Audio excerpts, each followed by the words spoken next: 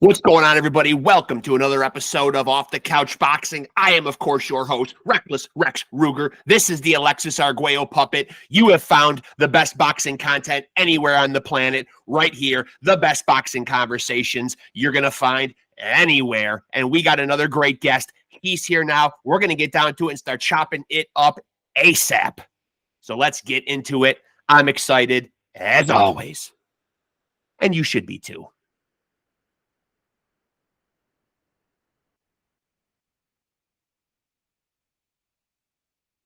And we will get him in here, un momento here.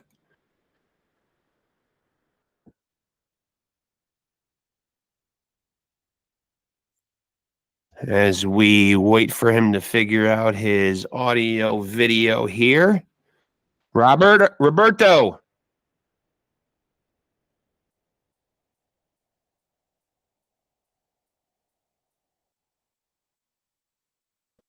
Hello? Yes, I can hear you. I can't see you. You got to activate your camera down there. Okay, let me... Should be a button at the bottom there. There you go. Perfect. How are you, sir? Oh, I was trying to do it. I didn't know if I had it right. But... No worries. No, it's extremely great to have you on here, sir. Okay. So first of all, Roberto, I got to ask, me, myself, not being bilingual, but I'm always a big fan of boxing nicknames. Explain the origin of your boxing nickname. Oh, my name was given to me from my father when I was a little boy. I wasn't even boxing yet. Are you able to get, it's hard to hear you. Are you able to get a little closer or bring your camera closer? Yeah, sorry about that. That's okay. Yeah, well, my father gave it to me when I was a little boy. I wasn't boxing yet. A lot of people don't know this. Only some do, but I was a really late bloomer. I didn't start boxing until I was 18 years old. Yeah. Yeah, and I just still relevant and only available really for legitimate opportunities. And but I stay in the gym. I stay active. I just sparred yesterday, and I sparred every Saturday. I always spar 2-3 different guys just to stay sharp and to start doing like some new stuff this year for myself. Nothing to be like bragging about. Just working on something to improve myself. I've always believed there's room for improvement. And now, what gets you into boxing though? Like, where does the passion come from? Did your father kind of get you into the sport? Did you see it on TV? How did you arrive at that as a career? It was both. It was always with my families. They would watch it, like for the big fights, but I wasn't really into it then. It wasn't until I was in high school. Me and my older brother, were watching Prince Nassim Hamed on HBO, Boxing After Dark. Yep. And I was just so locked in, man. I got hypnotized watching the fight. I was so excited, and I said, man, I want to join boxing. He said, you should go, man. Go. At that point in my life back then, he said, you should go, man. You don't like working, you don't like going to school, you don't like doing anything, go. Yeah, why not, right? All right, so, and that's what I did. I went the next day. I went to our local Boys and Girls Club, and I signed up, man, and I haven't stopped. And now, did you have a boxing idol? You know how like athletes, when they're getting into a sport, they usually have that guy that they put up on a pedestal. Who are some of your boxing heroes? Yeah, there's a few of them, man. At that time, I was a kid, growing up watching Mike Tyson in the 80s. Then it's more fighters. I started getting a little more noticeable, like, of course, Julio Cesar Chavez. He was big and huge. Like Camacho, like all the fighting. We started watching the De La Hoyas come in, the Trinidads, those kind of fights, and it kept. We started seeing more of it. We would get together, more fights, bigger fights, pay-per-view, and it was always there. So once I got into the boxing program and I started boxing, I started training.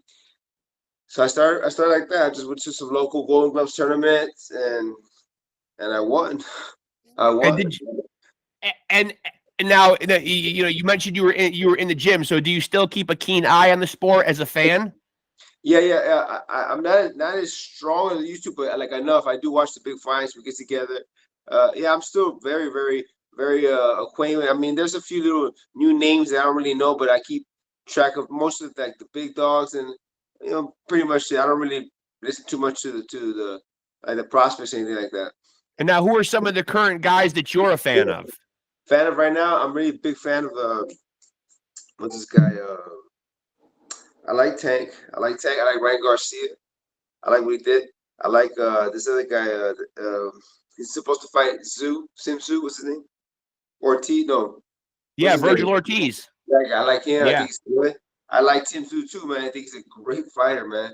Yeah, that. Who else? You yourself are a Mexican fighter, but you are not mentioning Canelo. Do you have something against Canelo as a Mexican fighter? Are you a fan? Yeah. I of course, man. But Canelo's the guy's a great fighter, man. Like I mean, other people don't like him for what reasons. I'm just like, look, man. I just watch the fights. That's it. You feel like. Now, do you feel like as a Mexican, because I feel like Mexico has given us some of our greatest boxing warriors, no doubt about it. The Mexican spirit, there's been such a great legacy. Obviously, Canelo has done so much in the sport. He can pretty much punch his own ticket. He's a Hall of Famer for sure, has nothing left to prove. But a lot of people have spoken out, among them Eric Morales, Juan Manuel Marquez. You feel like it's a mistake or could be go against his legacy if he doesn't fight David Benavidez?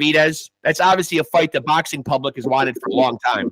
Yeah, man. It's because I think he's at, like, I mean, speaking of that now, I think he put himself in a position in good and bad. Good because he has a great contract, great he can control everything, call the shots, but then bad at the same time with the whole Benavidez, because the entire boxing planet Earth wants to see that fight, and there's so much pressure on him. So much pressure on him about that, and he keeps finding a million ways not to fight him now. I think it's better he fights him. Like he looked good his last fight. I mean, he should fight him next, because like they're saying, okay, well, how's it going to be better fighting him 3 more fights from now? Right. And I think Benavidez has kind of had it, because it looks like he's moving up to light heavyweight. So I don't think he's going to wait around anymore. And he really can't base his whole career on waiting for this Canelo fight. Yeah, probably a smart move. I agree with him. Now, what about these? I refer to them on here a lot, and I've done a lot of these episodes, and I like to get boxers' takes on these what I call gimmick fights. Like when you see these hybrid fights, when you see like an MMA guy against a boxer, or even worse, you see these Jake Paul type spectacles. Do you like these kind of fights? I know they bring eyes to the sport, but do you think they're ultimately good for the sport? I'm not gonna say. I don't know. I mean, I watch them because it's just an excuse for us to have another barbecue. seriously. Fight party. That's pretty much it, really. They're just barbecue, whatever, barbecue bites. But as far as legitimate Hall of Fame real fighters, no, he's definitely not one of those. He's a Jake Paul is a entertainer. Yeah. And I agree with you there. I leave it like that. I respect he's doing his thing, and he's picking up ratings and all this stuff. That's great as far as business goes. But as far as like the actual real, like the real true real history boxing, that doesn't go there. Yeah. Now, one guy that's was certainly well respected in the boxing world, but then became a very polarizing figure. And you actually fought him and went the distance with him. And then some things came out about his hand wraps. Was Antonio Margarito? Yeah. Pretty crazy that was, right? I mean, very crazy. I mean, and I think that happened against when that was a fight with Miguel Cotto, if I'm not mistaken, correct? Oh yeah. As a matter of fact, we were living in Los Angeles. Me and my wife. We were living in LA. We moved to Los Angeles for 4 years, and I ended up at the Wild Card. I trained with Manny. I watched the whole 24/7 thing they did there. I sparred all the guys. I met so many guys. I sparred Triple G over there, Big Bear. I have everything on video, recorded everything. And with Fred and Freddie, I met Freddie. As a matter of fact, Manny Pacquiao, he was watching me. Manny Pacquiao was stretching, watching me in the ring at the Wild Card. I was beating up Chavez. Boom, boom, boom, sparring. Yeah. 2 whole weeks.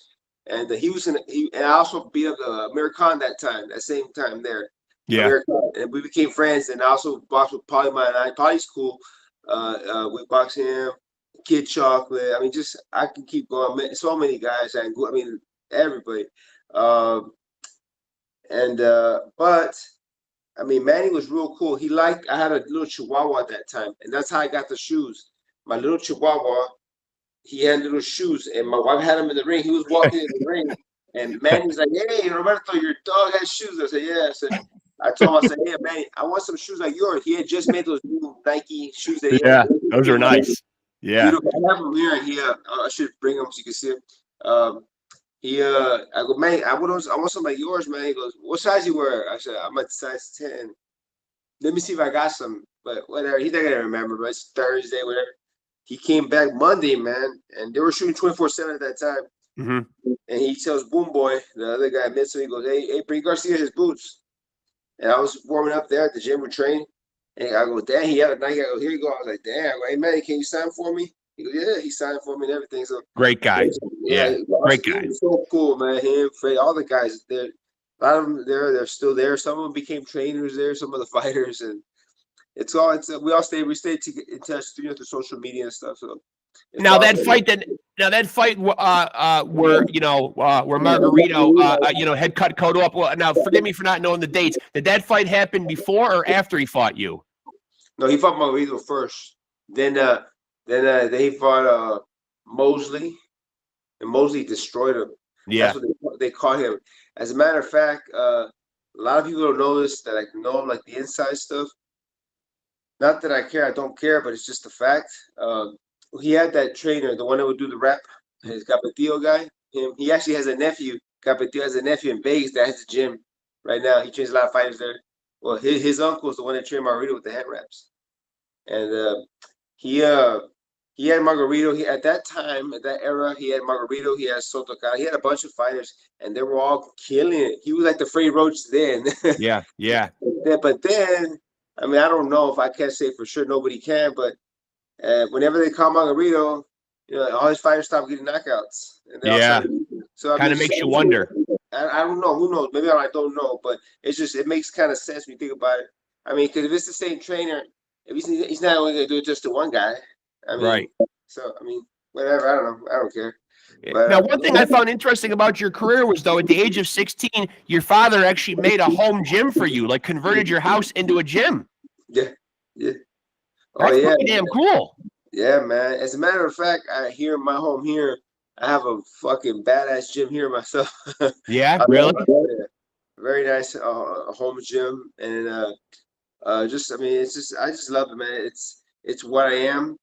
The fact that I became world champion is a freaking miracle, because it's kind of like I mean, I had to pull a big, massive upset to win me that big belt, the WBC. Yeah. I went to Mexico. They brought me as the opponent, like they always do. All right, so I trained my 30 days here with a full-time job. We go to Mexico, Monterrey. Chavez was there. All the Chavez. I don't get blinded by light, man. You're not the first superstar I meet and talk to. Right. So I get there and we fight. He noticed. He felt the presence that, like, bro, we're here to win, bro. Yeah. And we won. We destroyed him, man. I broke him like Humpty Dumpty. He was never the same. And what was the WBC belt that you won? Yeah, I have it here. Let me get that. And what was it? The junior or the what weight class was it? It's a middleweight, 160. Middleweight. So you won the WBC middleweight title.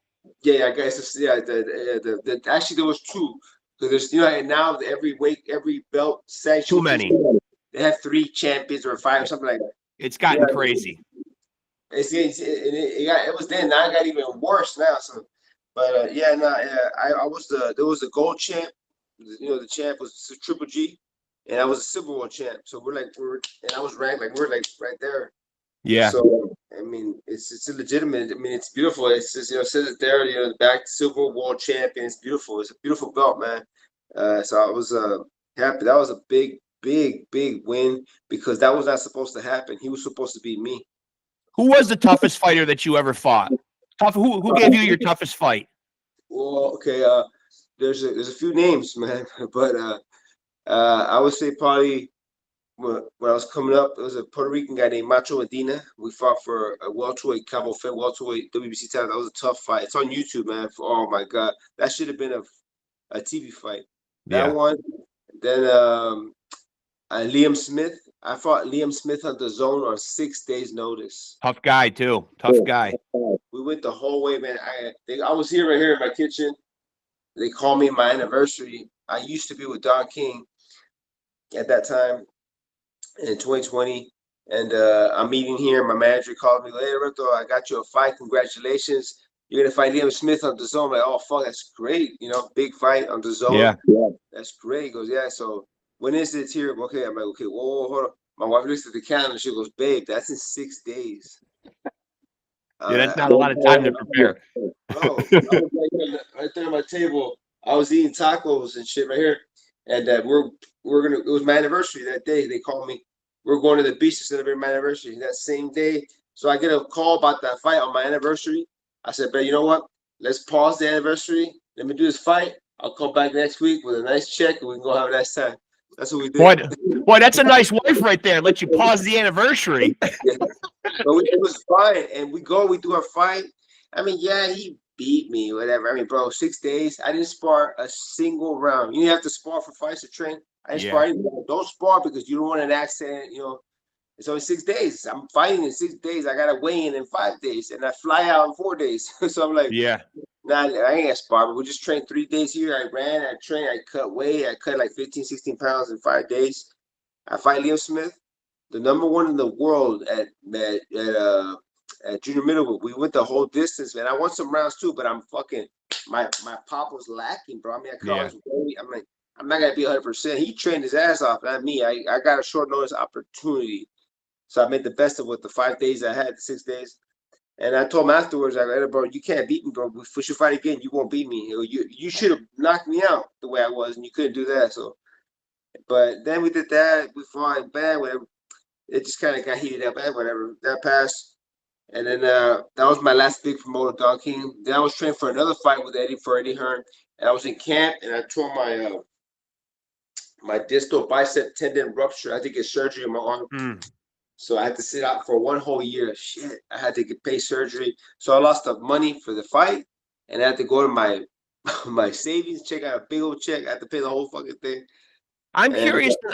I'm curious though, in the boxing world, how it seems like there's like how there's so much focus on keeping the boxers safe and healthy. You know, we see referees and doctors step in and stop fights. We see towels get thrown in. We see, you know, the doping commissions keeping tabs on guys. But yeah, boxing has no problem with letting a guy jump in there with only 6 days notice, though. That's crazy. I mean, and seriously, and we were supposed to fight Liam Smith a month before because my manager at that time, he had another fighter, a heavyweight from here that fought him in Saudi Arabia on another Eddie Hearn show, the Zone show. He trained on, he fought, whatever. He didn't get the victory. But then he told me, let's do Liam Smith and Roberto Garcia. He was shoving it down their throats. They're like, nah. Because I defended my WBC belt on 17 days notice in London, England. I fought Martin Murray. Oh, yes. Sure. Yeah, I beat Chavez for the title. I win the title, become champ. Fucking great. And Don King cannot give me a single fight for 10 months, man. No fights. And I'm like, Don, you're killing me, bro. They were going to strip me of the belt because it had been a while. Right. And Don King told me, oh, hold on. I got him fighting Martin Murray. So it was a big old thing. I was like, shit. He never did anything. I was like, man. So I didn't fight for 10 months after winning, becoming world champ. No 10 months, no fight. I finally get a fight, but it's a 17 days notice with Martin Murray. I go, I'm going to fight. I don't care. I'd rather do this than not get no fight at all. So I did it. And honestly, that fight, they took it off YouTube. It used to be on there. They took it off. I don't think he beat us, man. He got the home cooking. The referee screwed us over. Martin Murray didn't beat me. The referee gave him my belt. He took away 2 points for no reason. Yeah, bro. Yeah, that's one thing that boxing still hasn't ironed the kinks out of yet. Unfortunately, it's a sport that I love. You know, all of us fans and competitors are also passionate about it. But unfortunately, we are still seeing some shitty refereeing and some shitty judging. You ain't lying. And it's fucked up because they messed up the written story, man. Let it be, man. Unless it's something really, but don't the ref just let the guys fight. This is a fight business. Let them fight. Every time I get near him, stop. Like, bro, this is fighting. It's not fucking touch. You know, I feel like there needs to be some.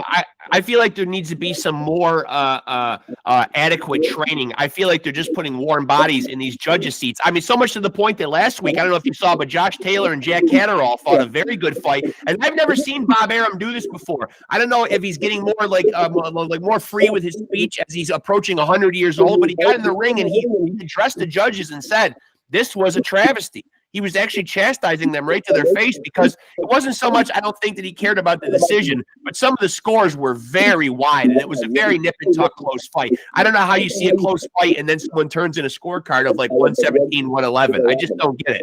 It's a lot of that it messes it up, man. Like that's one thing. Another thing, too, the whole boxing era, this era, they're all brainwashed with this bullshit about having an O. You're right about that. You're right about that. And I've talked to other competitors on here, and I think a lot of that is the Floyd Mayweather mentality. It was almost like your greatness was measured by if you stayed undefeated. So you got look, man. Let's put all the bullshit aside. Boxing's a sport, right? It's a sport. Sure. Boxing's a sport like football, baseball, golf, all this. Okay, so you're telling me if Michael Jordan loses 2 games, he sucks? Right. I agree. Yeah. And that's the thing. Like they're getting by. So you're telling me Michael Jordan can never lose a game, or he'll never be Michael Jordan? Right. Bro, this is sports. It's literally impossible. You're gonna lose a game every now and then. It's right. Sure. It's stupid. Undefeated. That's bullshit. To me, undefeated it's not real. It really isn't, man. You gotta rethink about it for a second. It's not in sports. It is literally impossible to never lose a game, a fight, whatever. You can't. There's no way. It's bullshit. Right. That's my opinion. And Floyd Mayweather has been criticized. And there are people out there who think that there are some fights that he lost. I'm of course thinking about the Jose Luis Castillo fight. There were a lot of people who were even hotly debating his fight with Oscar. Oh, I was at that fight. That was a tight one too. Even Floyd's own father said at the end of that Oscar won. Yeah, you're right. That, and also the first time we fought Maidana, that's why there was a rematch with the question marks. That's what see the fight's like kind of either way who give the rematch because you can't just pass him by. It was so fucking close. There has to be a rematch. That's why he fought Castillo twice. That's why he fought Maidana twice. Yeah, because a lot of people didn't think he win. You see, he really, like truthfully, he really has 2 losses. Really, he does. That's the truth. But I don't that 50-0 stupid shit that I could care. Look, you want to talk about some real fighters? Like we can go back. We can go look. Sugar Ray Robinson. Guys like Jake LaMotta, fucking Kid Gavilan. And those guys all took losses. Like when you look at when people list the all-time greats outside of Mayweather and Marciano, everybody else has losses. Even the great Muhammad Ali, all those guys that you mentioned, all of them. Everybody, Mike Tyson, everybody, and even Salvador Sanchez. To me, he's the best Mexican ever. Salvador Sanchez. Yeah. Ever. That's my opinion. Salvador an incredible fighter, I of course, and I even have the puppet back here. I am a huge fan of Alexis Arguello. I only have his puppet back here. Yes, my father had in Houston where we lived. My father used to go back in the 80s. They used to have big fights at the Astrodome. Yeah. During Roberto, they fought the Astrodome, had fights, and my dad used to go. I was a little boy. And when he made the gym in our house, he had posters all over the wall. He had the old school gym locker with like gloves in there, his feet bag, heavy bag. He had everything. We didn't have boxing, but we had everything else. And my dad it was always there, but I just never realized that that's what I was gonna do later. Yeah. Yeah, man. The fact that I became champion, and I've been world ranked top 3 in 3 different weight classes. 147. Yeah. I was number 3 in the IBF at 147. And the IBF, by the way, I just said it the other day. Do you know that the IBF, to this day, and probably forever, they are the only legitimate boxing organization that will not kiss nobody's ass. I agree with you there. Because even the great Canelo has gotten his ass kissed and has not been stripped. And David Benavidez was his mandatory for 3 years, and the WBC didn't get off their ass and do anything.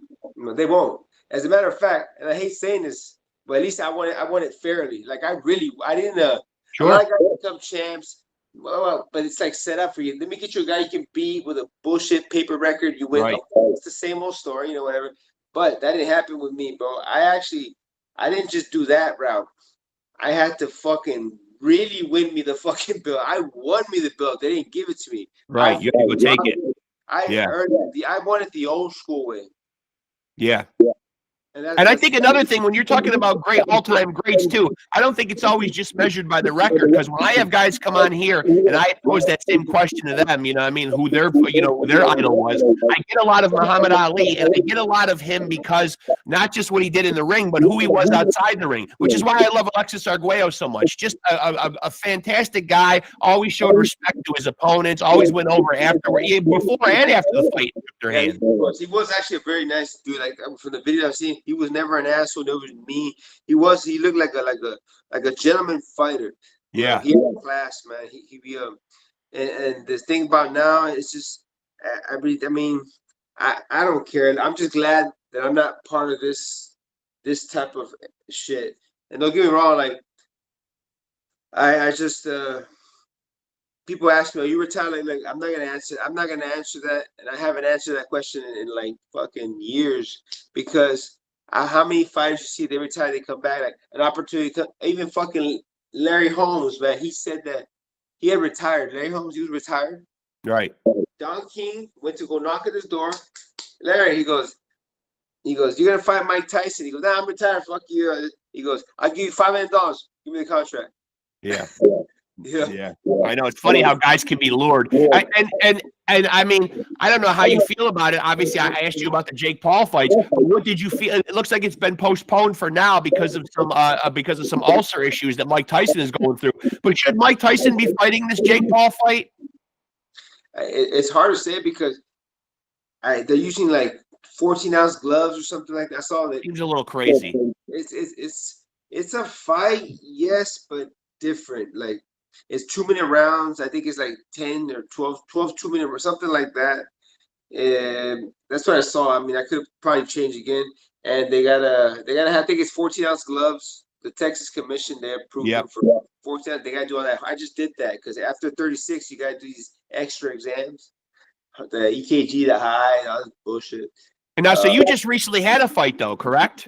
Yeah. We had, it was like a little, like a win fight. We actually won, bro. But it was, first of all, I'm not a 6-round fighter, and the commission, for whatever reason, they approved it for sale. Like, what, 6 rounds? That's too fast. Like, I'm not. Like, at least 8, man. At least 8, the minimum. So I did 6-round fight, whatever. But we should have won, bro. Like, but they made it a draw. I'm like, whatever. All right. Whatever. Okay, then guess what? We found out. Come to find out, we fought for an IBA world title in July last year. Come to find out, and we found out, bro, through reliable sources, and we have even the videos and all that. My coach went to, because they gotta have one member from each team watch the hand wraps. Right. So I didn't know. I was in my trailer over there. We had no idea, but I got to wrap up this time, right, for the fight. I warm up. And he goes, yeah, hold on, there's a problem with the hand wraps, whatever. But he didn't tell me till later.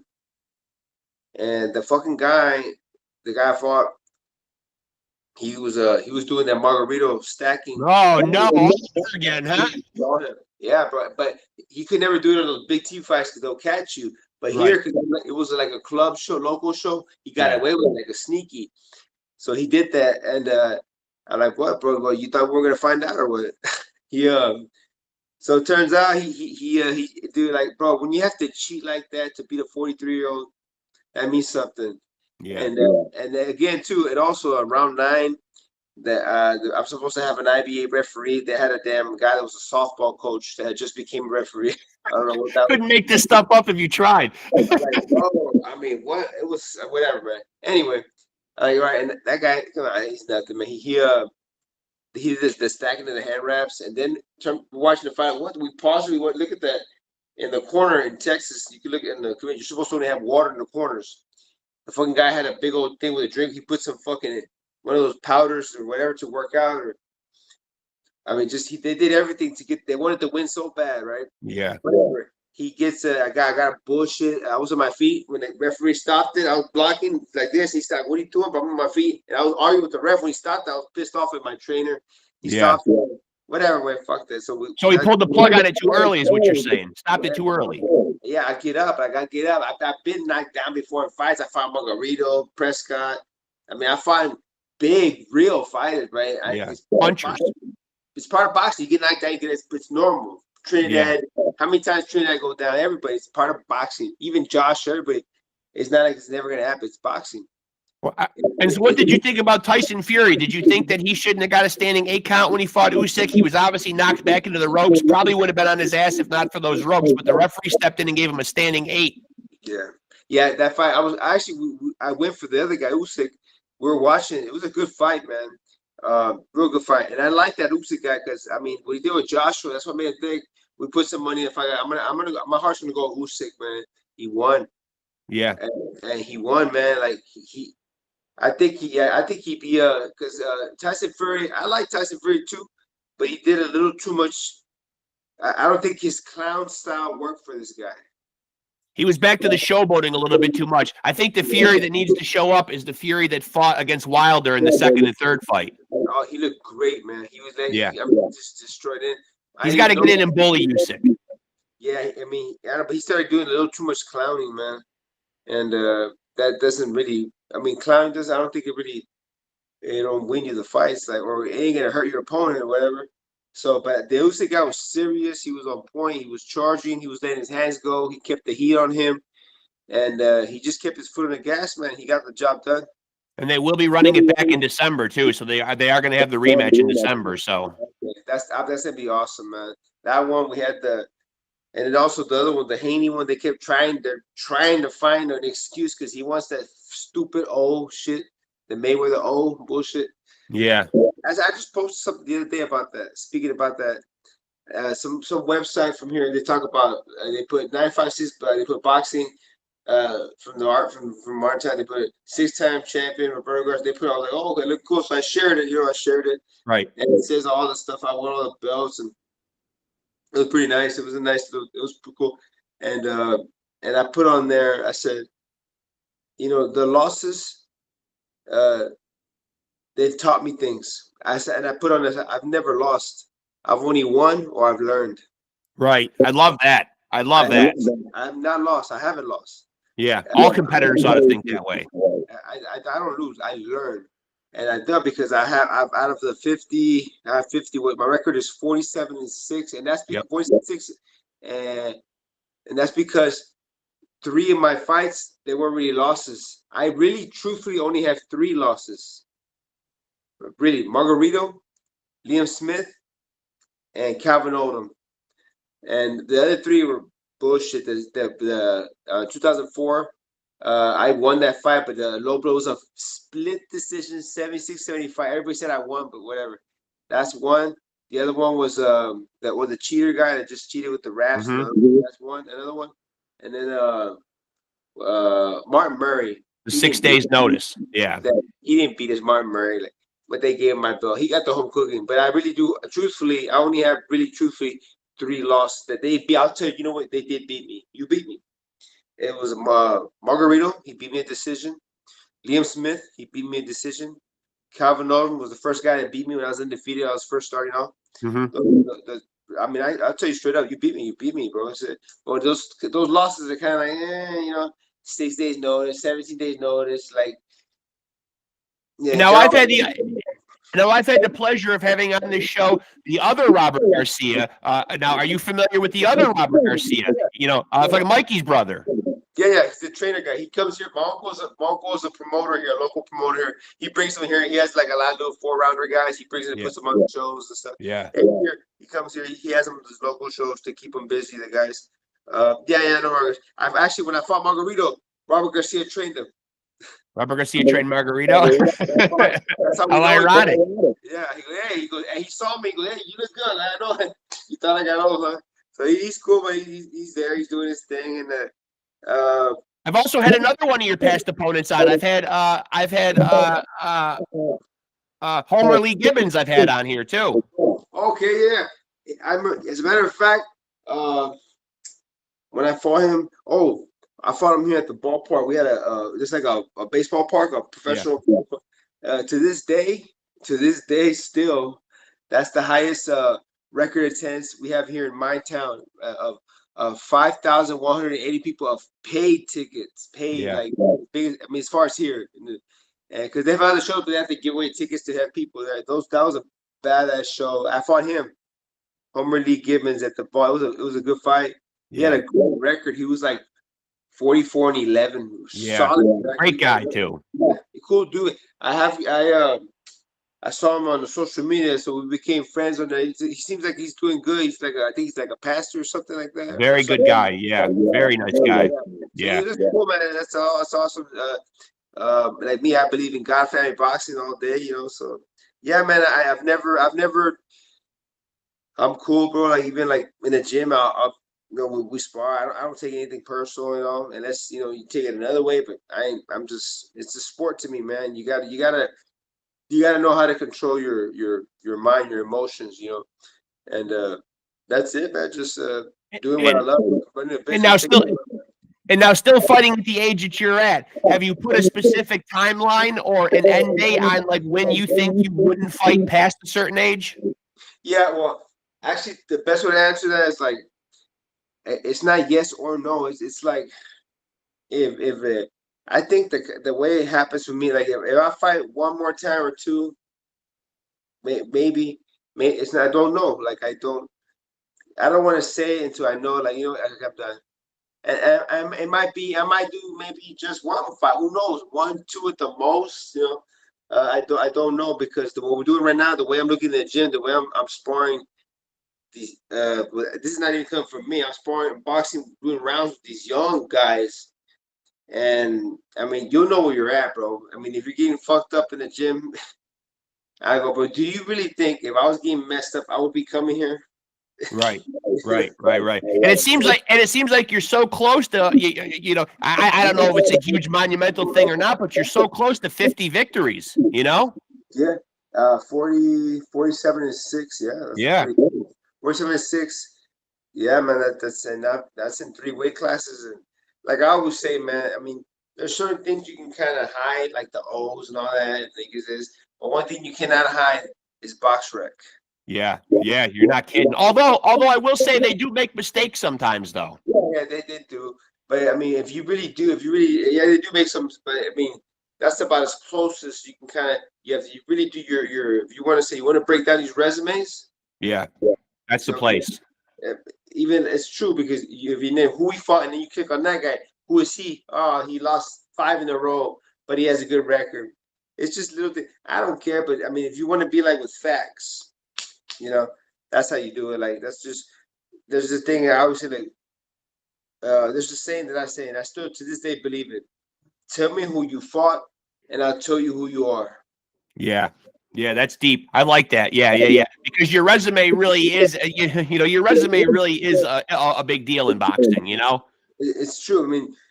I mean, you can't hide that, man. Like, okay, you can say, like, for example, I mean, I'm not being me. I'm just being honest, man. There's a difference, like some guy can say, "Oh, look, I don't know what, I'm 5-0 or 10-0, whatever." Like, there's a lot of there's hundreds of guys that are defeated all over the world. There's a lot of those O's everywhere. But even Andre Ward said that. He said on the zone, he goes, "The thing about boxing today is that we have too many undefeated records that mean nothing." Right. Well said. Yeah, I agree with that. It makes a lot of sense, man. And now, what do you think life after boxing, when you eventually do stop fighting competitively, what will life after boxing look like? Do you feel like you'll always have some kind of association with boxing? Like, do you feel like you'll get into promoting or training or anything like that? Maybe. Well, I do have a business, right? I've been doing it for years. I'm basically like a private personal trainer. Okay. I have a lot of clients. I just got another client this morning, another doctor. I train a lot of doctors, lawyers, business people, because they don't go to gyms. So I go to these guys' houses directly. I train them in their homes. I've been doing that for years, and it's very, very. It's a great business, very healthy business. I'm able to maintain a healthy life for my family. Mm-hmm. I love it. I love what I do, and and it's a great thing, man. You working with these incredible people, and you train them and you get them in shape like a fighter. I mean, who doesn't want to be in shape like a fighter, right? Yeah, absolutely. Awesome, man. So it's a good thing. It's a great thing. It really is, and you get to meet great people at the same time. You get paid good money for your work, and that's it. So I still kind of in that kind of stay because it's a lifestyle. You know what I mean? No question. No question about it. My mother-in-law, man, she when I met my wife 17 years ago, she was not a workout person whatsoever. She was a regular stay-at-home mom, right? Mm-hmm. I started getting into working out with us, and she looks great, man. Yeah. My mother looks great, you know. So she looks great. But yeah, it's just staying that and just staying healthy, man. Staying, in shape and doing what I love, raising my children, and just expanding in business. Really, that's just because I've been doing my life after boxing during boxing. I'm running my business as I'm doing boxing. So even it's gonna be such an easy transition because whether I fight again or not, I'm still doing the exact same thing I've been doing for the past 13, 14 years anyway. Right. So before I let you out of here, do you have a scheduled fight coming up, or you don't have anything on the frontier? No, I don't have like a set date, but I do have some how do you say it? I guess I do have some so how can I say it? Well, again, this is an opportunity, I guess. Potential. Yeah. That I do have. I can tell you that. That's the potential fights for sure. Yeah, and I said, you know what I'm gonna do is get in shape for him, great shape for him. Make sure there's no bullshit going on with the hand wraps and all that crap. Yeah. I'm telling you, bro. And the fucking guy, man, but Karma takes care of everything. The fucking idiot. They ended up stripping him of his belt. He has no fight. He hasn't fought forever, and he's stuck in Mexico back to where he was before I even fought. Before he even cheated, he's stuck in Mexico with no fight, no belt, nothing. Wasn't even worth it. No. Yeah. So I mean, his best win is load my hand wraps on this little show because they don't check me. I could beat this guy, get a big win, and get a big fight, and it work out for him. Sorry. Yeah. You're certainly right about the karma thing, without a doubt. That takes care of everybody. Yeah. I'm telling you, karma's real, man. And while he's stuck in Mexico over there, wishing he had a fight, I'm over here. I'm doing great. I'm running a business. I'm doing great with my family. Happy. I'm about to fight again. So everything's great, man. Karma's real. God is real. Have faith, man, and love. And I just think keep your nose clean, man. You'll be all right. I'm glad we got the chance to do this, Roberto. It's been a real pleasure. I always say at the end of these, I hope you'll keep in touch. Hopefully we can do this again. I would love to have you back on. For sure. Well, you know what we'll do? We'll do it maybe like I should show you. We should do like one at the gym. You'll love it, man. I would love that. Yeah. I mean, yeah. Certainly keep me posted. You got anything on the on the horizon? That you're going to promote any fights? Keep me posted. I'd love to have you back on for sure. The second I get hit with something, I'm gonna shoot you a message. Let me know. I appreciate it, Roberto. Thanks so much for doing this. It's been a pleasure, sir. Thank you. Appreciate you, brother. Have a good one. You too. Later, my friend. There he goes, folks. That is Roberto Garcia. Such a pleasure having him on, man. Just a fantastic interview, man. So good to see him thriving and just doing so well, man. And still looking in tremendous shape and even still fighting into his early 40s. So kudos to him, man. He looks great. Sounds great, man. Couldn't be happier for him. Sounds like life is going so well for him. That's always a blessing, to see our boxers as they progress in life, still thriving, especially in their personal health, having their faculties intact and not having little nagging injuries. Of course, obviously, as he said, being a physical trainer certainly helps. He's maintaining his body. As he said, he's always in the gym, sparring, working as a personal trainer for people. So that certainly gives him a big leg up on any of his boxing competitors. So appreciate having him on, man. A real honor, a real privilege. Hope you guys enjoyed that episode of Off the Couch Boxing. Remember, folks, like and follow us on Facebook, and definitely like, subscribe, and hit that notification bell on the channel. Stay tapped in because this is the place where you get the best boxing conversations. This is where we chop it up with everybody from the fight game and give you the best boxing conversations anywhere, bar none. So I hope you guys enjoyed that one as well, man. And remember, kids, if you want to be a champion, you got to remember to take it easy. That's the tagline from my other show, Podscum. I was about to go in to take it easy and keep it sleazy. This is what happens when you pull double duty and do 2 separate podcasts. Let me leave you with the tagline for Off the Couch Boxing. If you want to be a champion, remember, kids out there, you have to roll with the champs.